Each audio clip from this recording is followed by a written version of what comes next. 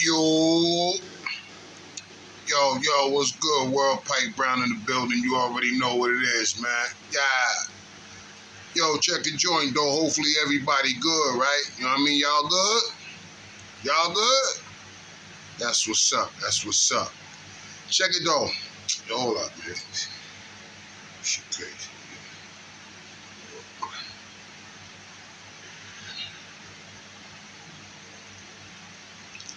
Check it, though. The last time I did a little video, right?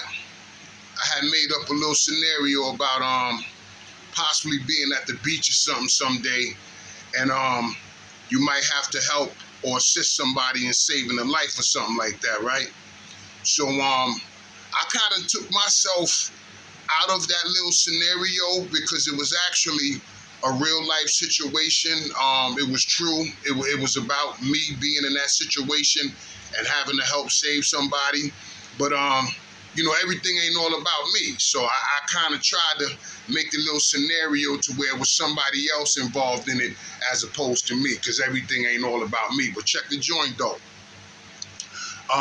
Some years back, I was at the beach, right? And I'm a hood dude. I'm used to going to the pool. We was going to Colonial Pool over there, you know what I mean? We was going to the pool over there in New Brighton. We was going to the pool in Harlem, you know what I mean? Go to somebody's house, go to the pool.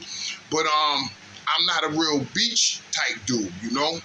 So I just so happened to be at the beach this day. It's me, Shakira, her moms, her two little cousins, and her auntie, you know what I mean? Her titi, as they say, you know? So I'm at the beach. Shakira, she wants to collect some of the little seashells and some of the little marble rocks that look like little smooth marbles, oval shape, round shape. So for about 15 minutes, I walked around with her, and, we digging up the little seashells and the marbles and things of that nature, right? So boom. So she filling up her little bucket and everything. She getting a little dirty and everything. So about after 15 minutes of that, I bring her over to her moms and them. My moms and them is chilling under the umbrella and all that shit. So I bring her over to her moms. So her moms is like, damn, Kira, you got mad dirty. Like, what's going on? I got to bring you over to the little sprinkler and wash you off and all that, right? So boom. When she said she going to bring her to the sprinkler and wash her off, I figured, yo, I'm going to go down where the water's at, because I've been waiting to get into this water since we've been here, you know what I mean? Boom. So I jogs down to the water, right? I walk like 2.5 feet deep into the water, then I dive, right? Boom. Jump into the joint, start swimming, right? So I must have swam about 15 yards, and then I went underwater. I had my eyes closed. I went underwater and started swimming underwater for about another 10 yards, right? Boom. Then when I came up from under the water, I started swimming. So turned out to be about 35 yards I swam from the shore out on the water, right? So boom. The second time when I came up underwater, I turned around in the water. I'm treading water to look back at the shoreline, to see how far I swam in that amount of time. Bro, as I turned around and looked back at the shoreline, everybody on the shoreline is pointing and screaming. Bro, I'm saying in my mind, first thing a nigga think is a shark or like a monster or something in the water, you know what I mean? I'm thinking some crazy shit. So I'm looking, I see everybody screaming, yo, please, please, please. So as I'm treading water, I notice out of my peripheral vision, it's like 11-year-old little Puerto Rican kid. He's about 10 feet from me. Now, I don't know what the situation is, but I know everybody's pointing at that kid. So I put my hand up and I pointed. I said, him? And they was like, yeah, please, please. Yo, I noticed Shorty's going underwater. He's coming up. He's going under. He's coming up. Now, these kids nowadays, you don't know if they joking to scare you or they playing a trick. You don't know.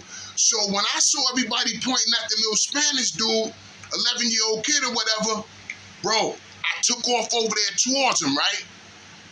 And I noticed, I read some stories back in the days about when you're trying to save somebody who's in water, you have to be very careful on how you approach them, because they can also drown you with them, or they can beat the hell out of you because they trying to save their life and swim for their last breath, you know what I mean? So what I did was I took off towards the kid, and when I got close to him, I approached him from the back. I made contact from the back. I put my left shoulder on the back of his left shoulder, and the first words I said was, when I put my arm around here, first words I said was, "I got you, shorty, I got you." So I cupped my hand like this, and I just started reaching back and paddling my legs and reaching back. I'm pulling the water. Next thing you know, we get about to where the water's about 5 feet deep, right? So I'm walking now, but I still got shorty. Little slim little dude, right? Boom. So when we got to where the water was about 3 feet deep, right around where I had jumped in at, bro, when I let shorty go and he's walking, he's kind of crying, snot coming out his nose, he's coughing. Yo, when I let shorty go and he started walking towards his family, hey, yo, bro, the whole beach.